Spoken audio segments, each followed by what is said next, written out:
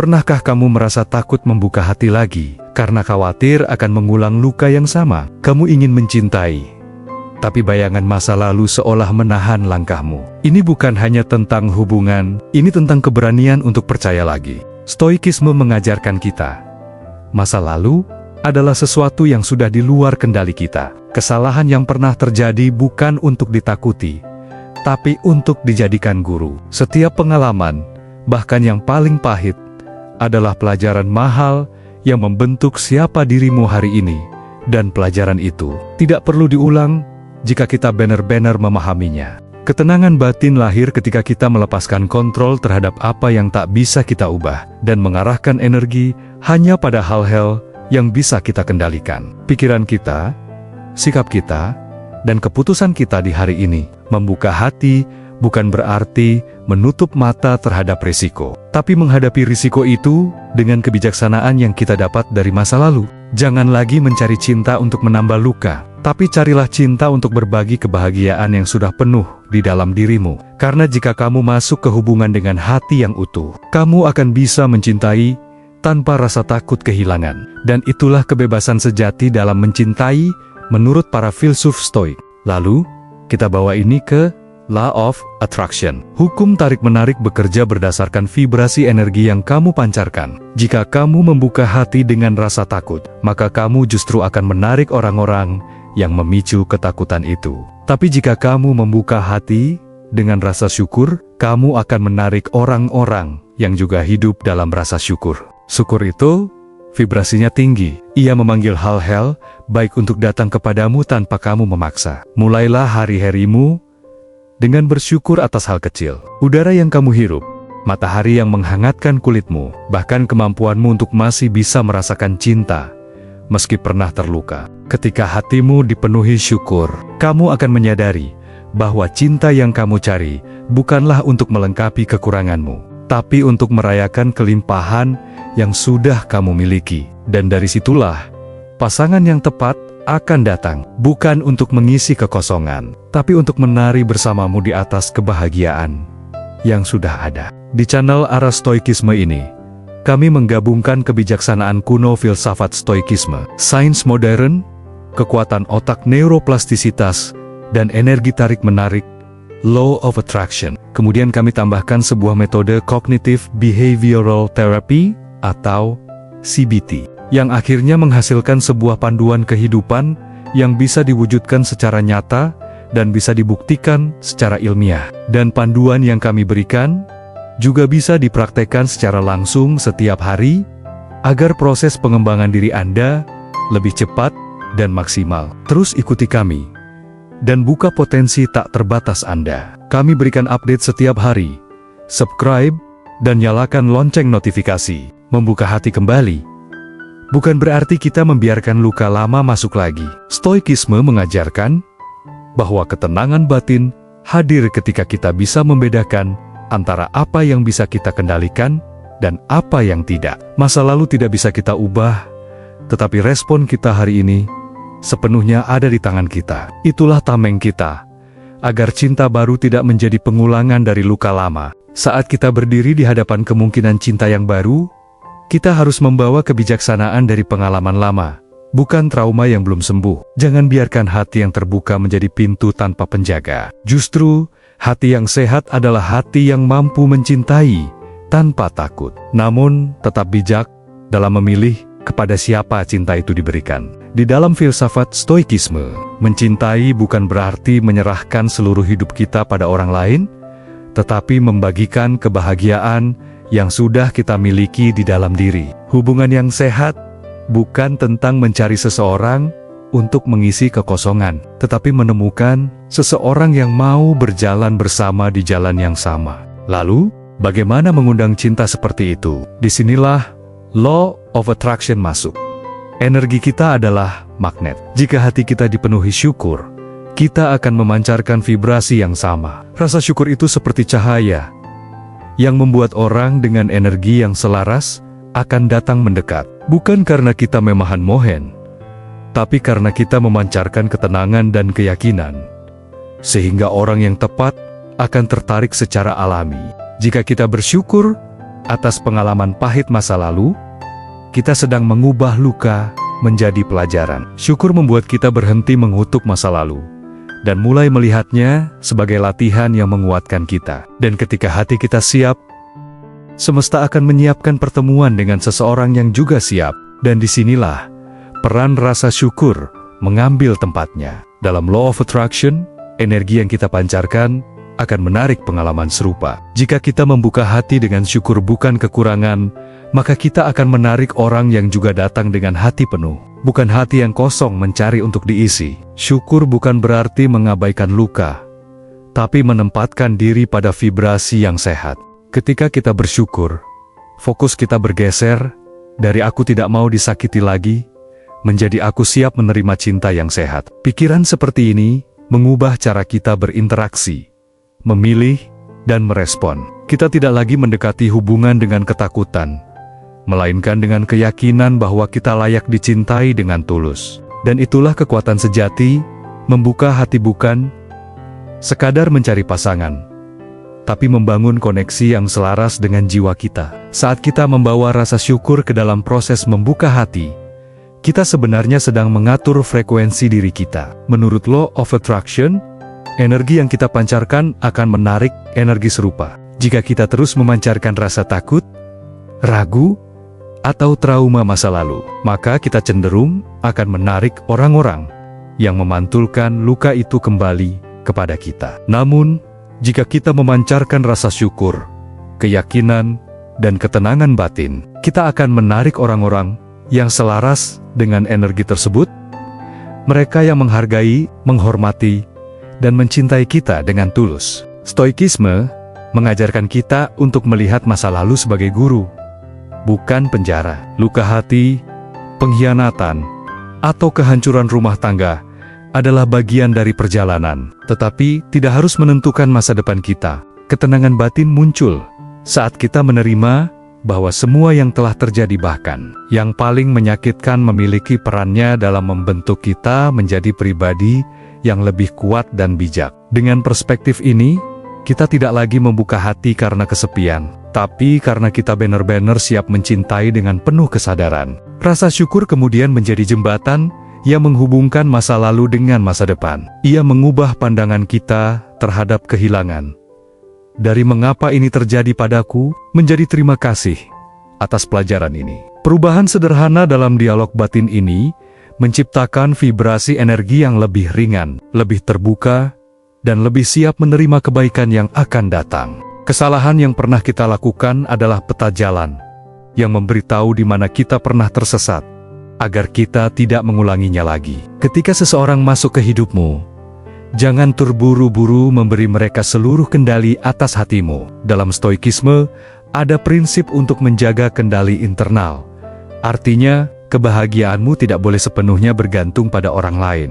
Kamu bisa mencintai seseorang sepenuh hati, tapi tetap menyadari bahwa sumber ketenangan dan kebahagiaan terbesarmu adalah dirimu sendiri. Membuka hati tidak berarti menyerahkan semua perlindungan. Justru, ini adalah tentang membangun jembatan, bukan merobohkan semua benteng. Berikan kesempatan pada orang baru untuk membuktikan bahwa mereka pantas melangkah bersama. Gunakan pengalaman masa lalu untuk menilai, bukan untuk menutup diri, karena menutup hati sama sekali hanya akan membuatmu kehilangan kemungkinan terbaik dalam hidup. Dan ketika kamu memilih untuk mencintai lagi, masuklah dengan rasa syukur. Dalam Law of Attraction, rasa syukur adalah kunci untuk menarik vibrasi yang sejalan dengan kebahagiaan dan kedamaian. Syukur bukan hanya untuk apa yang sudah kamu miliki, tapi juga untuk pelajaran yang telah kamu dapatkan. Dengan bersyukur atas masa lalu, bahkan pada luka yang pernah kamu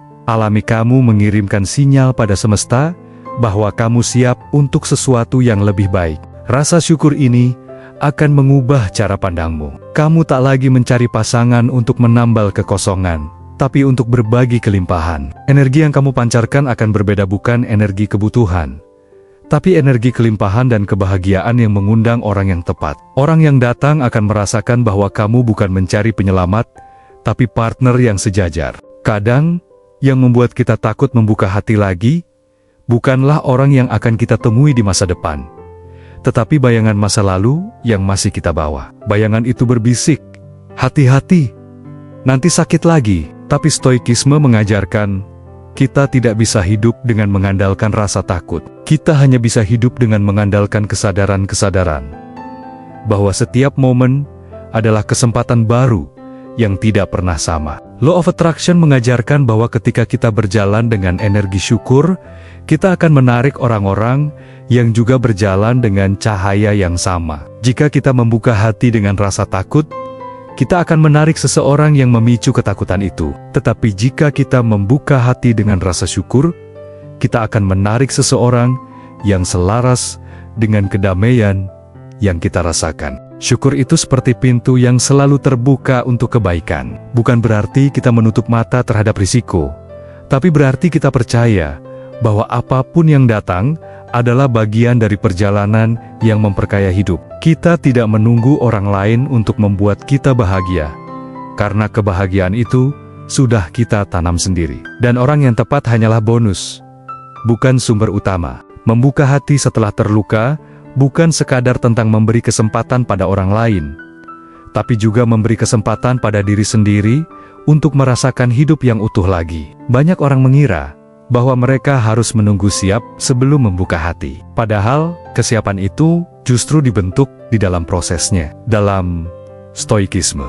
kita tidak menunggu semua rasa sakit hilang, baru kita melangkah sambil belajar menerima bahwa rasa sakit adalah bagian dari perjalanan menuju kebijaksanaan. Ketenangan batin adalah fondasi yang membuat kita tidak terburu-buru hanya karena kesepian. Saat hati sudah tenang, kita tidak lagi memilih pasangan untuk mengisi kekosongan, melainkan untuk berbagi kelimpahan. Di titik ini, Law of Attraction bekerja lebih kuat. Saat energi kita penuh rasa syukur, kita menarik orang yang juga penuh. Bukan orang yang datang dengan beban yang harus kita pikul. Namun, ada satu kesalahan yang sering diulang, mengira bahwa cinta akan menyembuhkan luka yang belum kita selesaikan sendiri. Dalam stoikisme, kita diajarkan bahwa luka adalah tanggung jawab kita untuk diolah, bukan disembuhkan oleh orang lain. Hubungan yang sehat lahir ketika dua orang somasima membawa hati yang siap memberi, bukan hanya menerima. Dan disinilah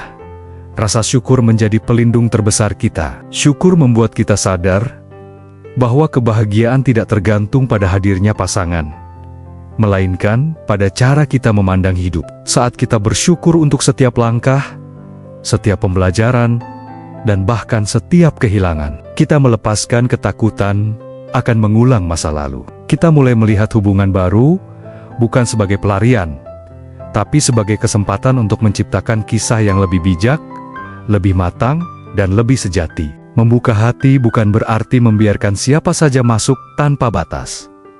Ini tentang membangun pintu dengan kunci yang tepat. Kunci itu adalah nilai diri dan prinsip hidup yang tidak bisa ditawar. Stoikisme mengajarkan bahwa kebahagiaan tidak bergantung pada orang lain, tetapi pada sikap kita terhadap peristiwa yang datang. Dengan begitu, saat hati terbuka, kita tahu siapa yang layak memasukinya, dan siapa yang hanya akan mengacaukannya. Ketenangan batin adalah perisai yang akan melindungimu dari jebakan rasa. Rasa cinta yang tulus tidak akan membuatmu kehilangan dirimu sendiri kalau seseorang datang hanya untuk memanfaatkan kelemahanmu.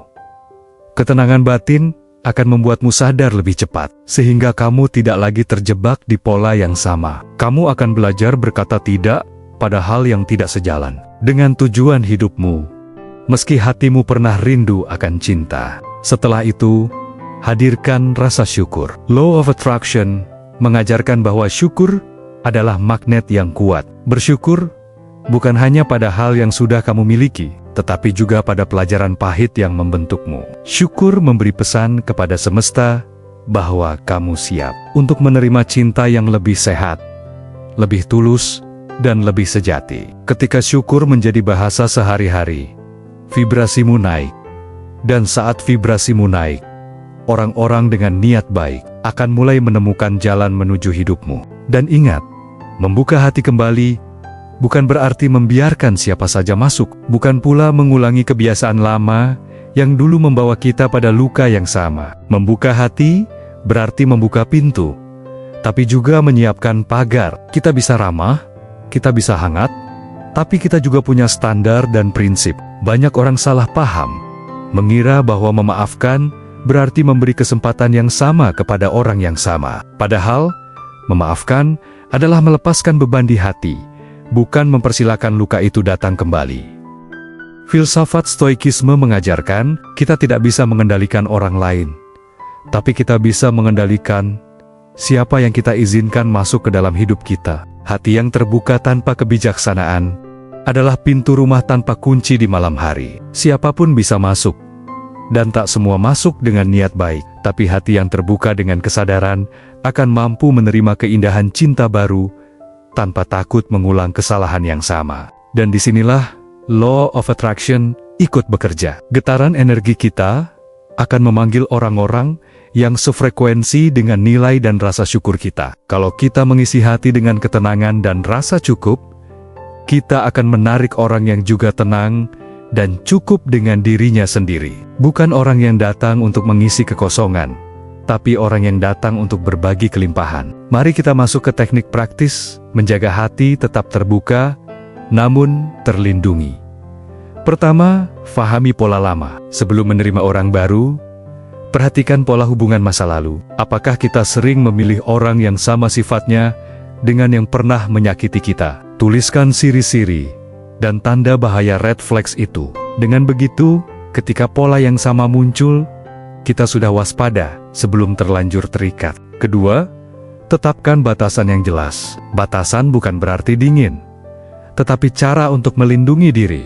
Komunikasikan apa yang kamu terima dan apa yang tidak. Kalau seseorang tidak menghargai batasan itu tanda dia tidak layak masuk lebih jauh ke hidupmu. Ketiga, latih kesadaran emosi. Ketika seseorang memicu perasaan nyaman, jangan terburu-buru membuka semua pintu.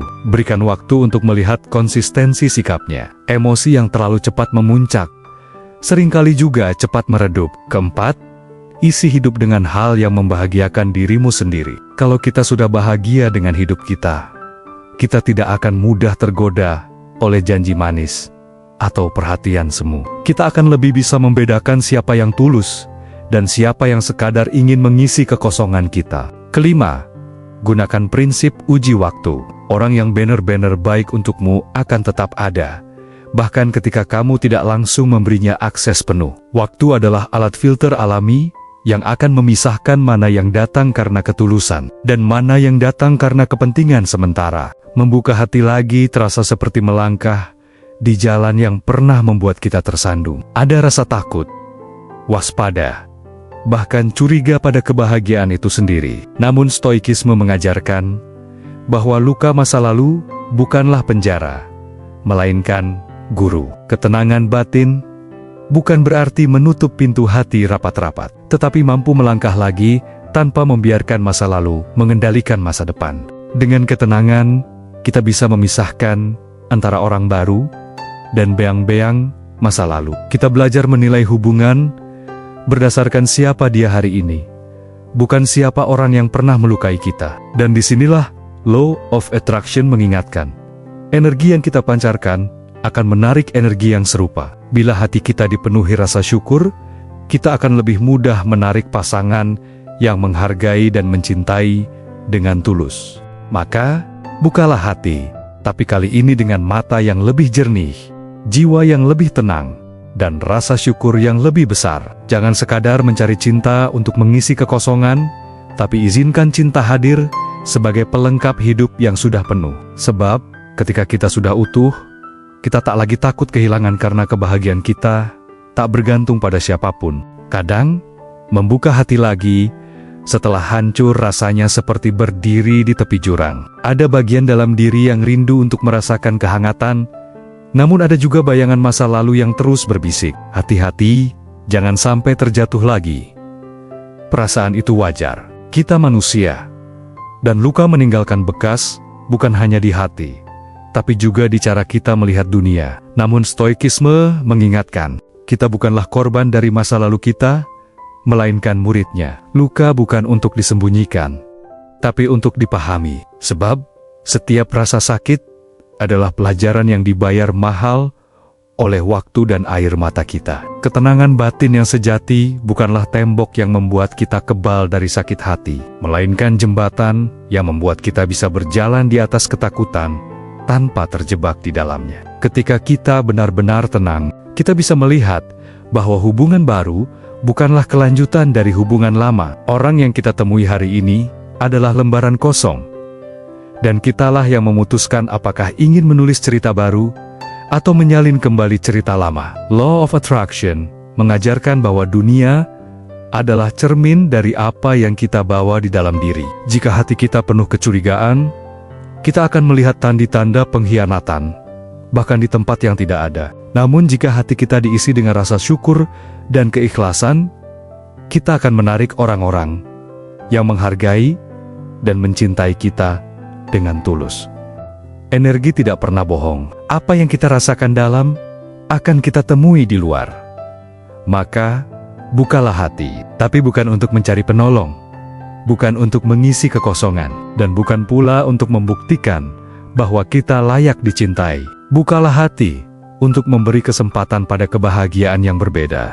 Masuklah ke hubungan baru dengan jiwa yang sudah lebih matang, mata yang lebih tajam, dan hati yang lebih bijak. Sebab, ketika kita sudah utuh, cinta tidak lagi menjadi kebutuhan untuk bertahan hidup, melainkan hadiah yang memperkaya hidup. Dan saat itulah, kita tak lagi takut kehilangan, karena kita tahu, kebahagiaan kita tidak pernah bergantung sepenuhnya pada siapapun, selain pada diri kita sendiri. Dan inilah hal yang sering diabaikan saat seseorang membuka hati kembali.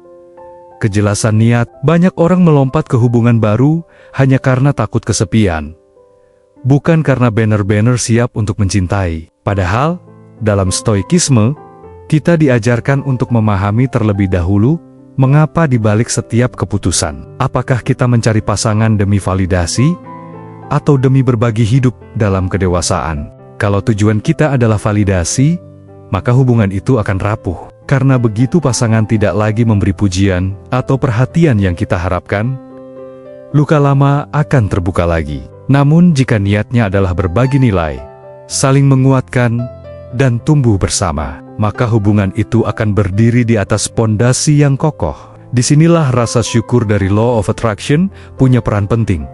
Menarik pasangan yang sejalan, bukan hanya yang menarik secara fisik. Kita tidak sedang mencari pelengkap untuk mengisi kekosongan, karena kekosongan itu harus kita isi sendiri dengan kesadaran, ketenangan, dan rasa cukup. Barulah, saat hati kita penuh, kita dapat membagikannya tanpa takut kehilangan. Orang yang berangkat dari rasa cukup tidak akan mencintai karena takut sendirian, tetapi karena ingin berbagi kebahagiaan yang sudah ia miliki. Menjaga vibrasi hati tetap tinggi setelah membuka hati kembali bukanlah sesuatu yang terjadi secara otomatis. Itu adalah sebuah latihan yang harus konsisten dilakukan. Bayangkan, hati kita seperti taman.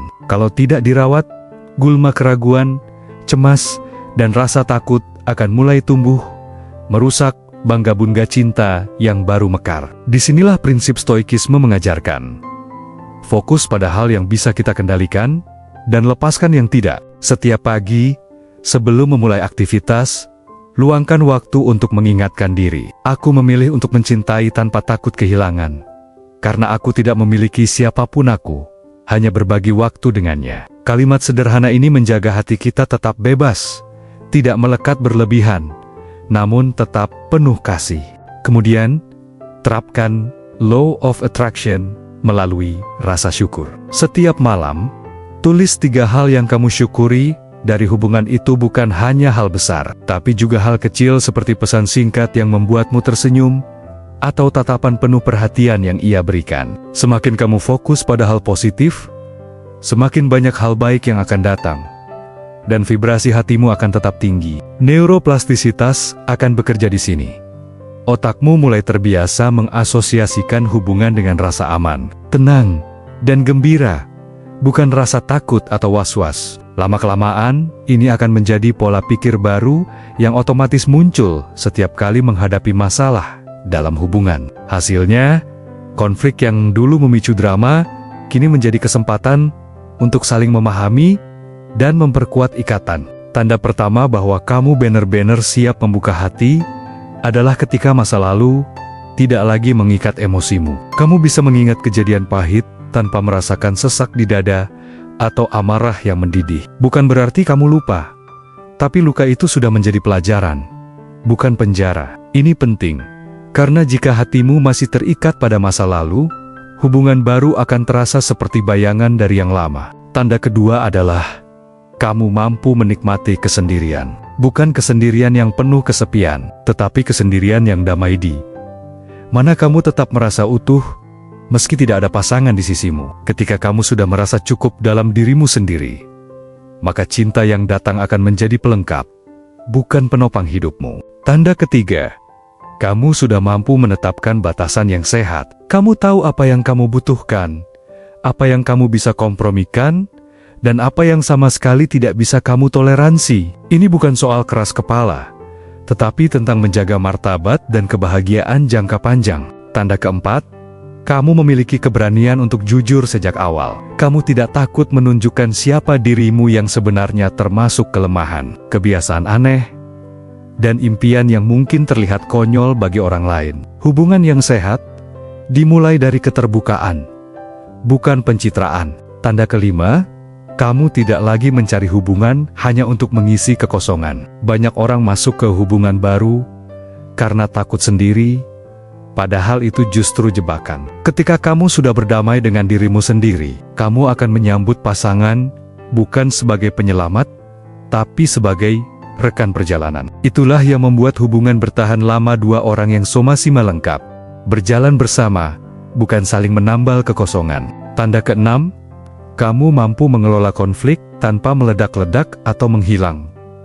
Dalam hubungan, perbedaan pendapat itu pasti. Yang membedakan hubungan sehat dan toksik adalah cara menyelesaikannya. Kalau kamu sudah bisa mendengar tanpa menghakimi, bicara tanpa menyerang, dan mencari solusi tanpa mengorbankan prinsip, berarti hatimu siap menerima cinta yang matang. Tanda ketujuh, kamu punya visi hidup yang jelas. Bukan berarti semua sudah pasti, tapi kamu tahu arah yang ingin kamu tuju, karier, gaya hidup, dan nilai-nilai yang kamu pegang. Dengan begitu, kamu tidak akan terseret dalam hubungan yang membawa kamu ke arah yang berlawanan. Latihan mental pertama. Latih kesadaran diri setiap hari. Luangkan 10-15 menit untuk refleksi. Tanyakan pada dirimu, apa yang aku rasakan hari ini? Dan kenapa aku merasa begitu? Dengan membiasakan diri mengenali emosi, kamu akan lebih bijak merespons, bukan sekadar bereaksi. Latihan kedua, tulis jurnal syukur. Setiap malam, tulis minimal 3 hal yang membuatmu bersyukur. Kebiasaan ini menggeser fokus dari kekurangan menuju kelimpahan, membuatmu tidak mencari cinta sebagai sumber kebahagiaan tunggal. Latihan ketiga, bangun batasan sehat. Mulailah dari hal kecil, seperti berani menolak ajakan yang tidak sesuai nilai atau prioritasmu. Batasan bukan berarti kamu menutup diri, tapi melindungi energi dan kesehatan mental. Latihan keempat, berlatih komunikasi asertif. Ucapkan pendapat dan perasaan dengan jujur, tanpa menyakiti lawan bicara. Ini penting supaya kelak dalam hubungan, kamu tidak memendam, tapi juga tidak meledak.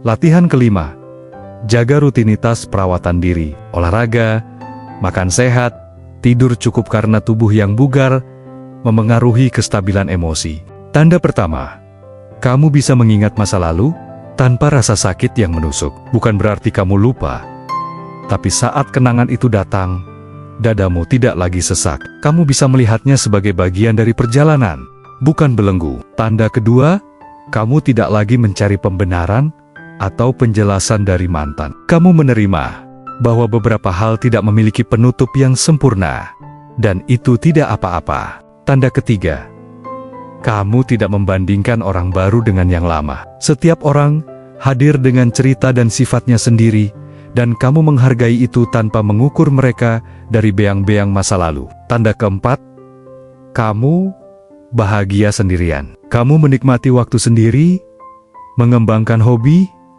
dan merasa hidupmu tetap bermakna meski tanpa pasangan. Tanda kelima, Kamu membuka hati tanpa rasa takut berlebihan. Bukan karena kamu yakin semua orang akan setia, tapi karena kamu percaya dirimu mampu bertahan, apapun yang terjadi.